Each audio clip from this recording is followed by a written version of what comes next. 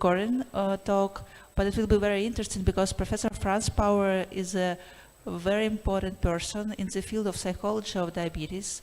He is a professor in psychology, and he is a past president of psychological aspects of diabetes study group of AASD. So he will talk us about depression, diabetes, and everything around social things in diabetes care. Are you ready? Hello, a very good day. My name is Frans Pouwer and I am affiliated to the Department of Psychology from the University of Southern Denmark and Steno Diabetes Center Odense, also in Denmark. And this presentation will be focused on diabetes and depression. There's been a lot of research into diabetes and depression. On the left side of this slide, you can see that if you type in diabetes and depression in PubMed, you find more than 17,000 hits. So it is really a key topic that has received a lot of attention. But in this presentation, I'll try to focus on the systematic reviews that have been conducted. For example, there is a systematic review by Buchberger et al., who focused on the prevalence of depression and anxiety in youth with type 1 diabetes. They could incorporate a number of 10 studies in their systematic review, and what they concluded is that the pooled prevalence of elevated depression was 30%. The pooled prevalence of anxiety, elevated anxiety scores, was 32%. So that means that in youth with type 1 diabetes, both depression and anxiety are a really common problem. What is also evident from this systematic review is that this was associated with less optimal glycemic control, so higher HbA1c values. This is a paper from Egypt, conducted by Kater and Omar, and they looked at the prevalence of depression in type 1 diabetes in Egypt. And what they found was that almost 50%, more than 50% of the participants, of the young participants with type 1 diabetes, had an elevated depression score, 45 compared to 41, who had a relatively low depression score. So in this group, depression was also quite common. And what they also found was that it was significantly associated with the frequency of blood glucose monitoring. So you can see here that it was lower in the depressed group, and also the number of occasions where these young people had a diabetic ketoacidosis. It was higher in the depressed group. So these are really important clinical outcomes. Here you can see that depression in this Egyptian group was also associated with higher HbA1c levels. So depression is also associated with poor glycemic control in an Egyptian sample of young people with type 1 diabetes. If we look at the literature, we know that there's been a lot of studies where people with diabetes, either type 1 or type 2, were compared with people who didn't have diabetes. And the conclusion is there's a doubled risk of depression in people with diabetes. This means for those who work in clinical practice that approximately of every 10 patients you see with diabetes, 2 or 3 suffers from depression.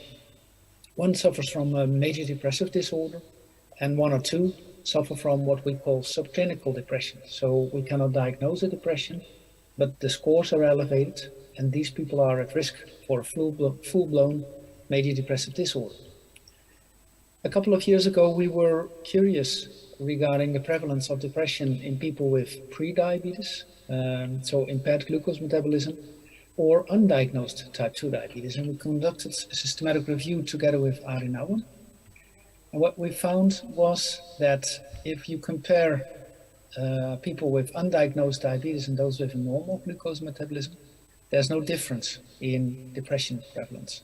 There's also no difference in those with undiagnosed diabetes and those with pre-diabetes, but there is a difference between undiagnosed diabetes and longer existing type 2 diabetes. More depression in those with previously diagnosed diabetes. If we compare those with impaired glucose metabolism and we compare those with normal glucose metabolism, no difference in depression prevalence, but there is more depression in previously diagnosed type 2 diabetes patients if you compare them with those who have pre-diabetes. So these were important conclusions by Arinauer et al. In this systematic review, we have investigated whether people with type 2 diabetes are at higher risk of developing a depression. So that is what we call incident depression. And based on this systematic review, we had to conclude that this is the case. So type 2 diabetes is associated with a 24% higher risk of developing depression. We conducted a longitudinal study in the Netherlands, in the south of the Netherlands, a couple of years ago. And we had 3 different assessments in 2005, in 2007, and 2008. What we found was that 26% of all participants had a high depression score on at least one assessment. Incident depression was evident in 40% of the cases, but what was a key finding is that in 66% of those with a high depression score at baseline had a high depression score either between 2007 or 2008. So this means that depression in diabetes, in type 2 diabetes, seems to be rather persistent or highly recurrent, and that the best predictor of a high depression score in the future is a history of depression. This means for your clinical practice that if a patient has suffered from a depression in the past, you need to be cautious and check whether it has come back or not. So how the patient with diabetes is doing. We also know that there's a strong correlation between depression and diabetes distress, and that elevated diabetes distress is also common. So these are findings from the DAWN study conducted in 17 countries all over the world. And you see that on average, 40% of the people with diabetes have elevated scores of diabetes distress, where they worry about hypoglycemia or about complications or have uncomfortable interactions with friends or family. So this is an important finding. But there's also the problem of overdiagnosis of major depression. So sometimes depression is classified as major depressive disorder, where in fact there is elevated diabetes distress. So we should be really careful with our diagnosis and treat the patients in the right way.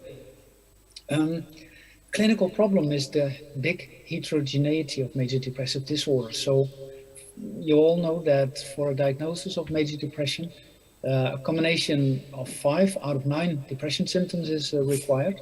But this means that there are actually 256 combinations possible. So this means that there's many different phenotypes of major depressive disorder. We're not talking about one disease. So this is a slide from Snook et al., published in The Lancet Diabetes and Endocrinology in 2015. And what is interesting is that they made a distinction between the group who has no depression and no elevated diabetes distress, and those who have depression only. So people who have depression only and diabetes but no elevated diabetes distress can go to a general mental health care provider. But those who have depression and comorbid diabetes distress, they should be seen by a mental health provider who has knowledge about diabetes, who knows the difference between type 1 diabetes and type 2 diabetes, who knows how diabetes is managed and how diabetes can interact with psychological problems or psychiatric problems. So that's really key, and preferably such a psychologist or psychiatrist should work in the diabetes team. So there's also a group with diabetes distress only and no elevated depression, and they can benefit also from a treatment from a mental health care provider who has knowledge about diabetes, of course. This is a slide showing a picture of Thomas Willis, a famous English physician who lived in the 17th century. And one of his books, he noted that diabetes often emerged or developed among individuals who had experienced significant life stress or sadness or periods of long sorrow. So he kind of converted the hypothesis, not diabetes leading to depression, but depression leading to diabetes. And years later, in 2006, we had to admit that Willis was right.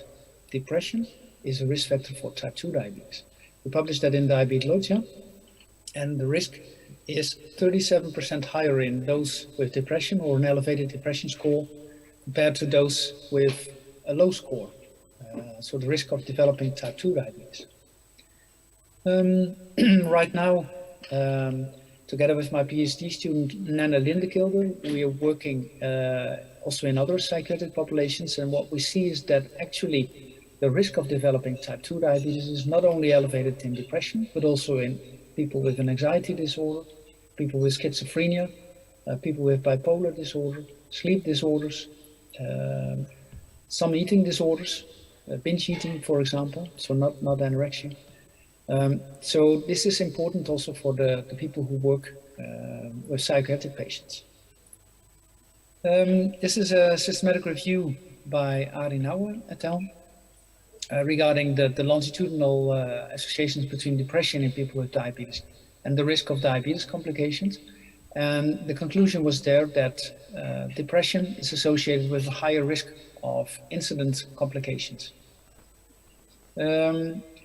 So we looked at mortality risk in people with diabetes and depression, and that is a systematic review by Fleur van Doorn, published in PLOS ONE in 2013. And in that systematic review, we concluded that depression in people with diabetes is associated with a 46% higher risk of early mortality. A really important clinical finding. We don't know yet whether successful treatment of depression and long-term successful treatment of depression is associated with longer life or a prevention of diabetes complications. So that is important research that should be done. Why is depression doing so much harm? Really important clinical question. And the answer is that it is associated with less optimal self-care behaviors. So you can see in this systematic review by Jeff Gonzalez that is associated with less adequate appointment keeping. So depressed patients skip appointments. Less optimal diet, so they eat less healthy food or have a less healthy diet. Medication taking is less optimal, they exercise less, and glucose monitoring is also less optimal. So these are behavioral mechanisms that link depression with these poor outcomes. Depression is associated with poor glycemic control. That is concluded in Pat Lussman's systematic review years ago. So that is one of the biological mechanisms. So we can conclude that depression in diabetes is really a burdensome combination that deserves our attention. It is associated with lower quality of life, less optimal self-care, higher HbA1c levels, and higher cost, and a higher risk of developing complications. What about the treatments of depression in diabetes? Well, there's really good treatments. You can see that in systematic review by Christine Van Veldt Cornelis, who now works in the United Kingdom. There's evidence that psychotherapeutic interventions work. There's evidence that combined interventions work, where medication is combined with psychotherapy. And there were moderate effects for pharmacological treatments, so the antidepressant medications. And we also know that collaborative care or stepped care with the use of psychotherapy in combination with pharmacotherapy also is effective. So that works. So that's good news. On the other hand, there's room for further improvements. We know that approximately 40 to 50% is still depressed after treatment. So we tried icosapentaenoic acid, an ingredient from fish oil, in a double-blind, placebo-controlled study. But after that study, we had to conclude that fish oil is not effective in treating major depressive disorder in people with diabetes. Another intervention that we have conducted is online treatment of depression. Before we started, I was a little bit skeptical. I thought a computer cannot replace a good therapist, but after the trial, we had to conclude that it worked. So people can learn to think differently and design their life in a different way or seek support from others with online interventions. So we need much more of these interventions. They can really help people with diabetes to live better lives. We also investigated mindfulness. And mindfulness is a technique where people learn to relax. This can be a very effective way also with treating not only stress, but also depression. It's published in Diabetes Care in 2013. The conclusion was that indeed mindfulness-based cognitive therapy is effective in reducing emotional distress and depression. So these are data from an Egyptian study that I want to share. It was conducted in Zagazig University Hospital in Egypt between 2013 and 2015, where they conducted a screening with the Major Depression Inventory, the MDI. And people were after either a psychiatric referral for fluoxetine treatment and monitoring of the depressive symptoms, or receive time or attention with the diabetologist visit, but no medication. So people could choose that themselves. And then after 8 weeks, those who accepted fluoxetine treatment were compared to those who did not accept the treatment with medication. So what Fauzi et al. Found was that fluoxetine was really effective in treating depression in people with diabetes. And improving depression was associated with an improvement in adherence to medication for diabetes, and also with an improvement in glycemic control. So that was really an important finding. The authors were really concerned because half of the patients refused a good treatment that helped them to become less depressed and also improve their diabetes management.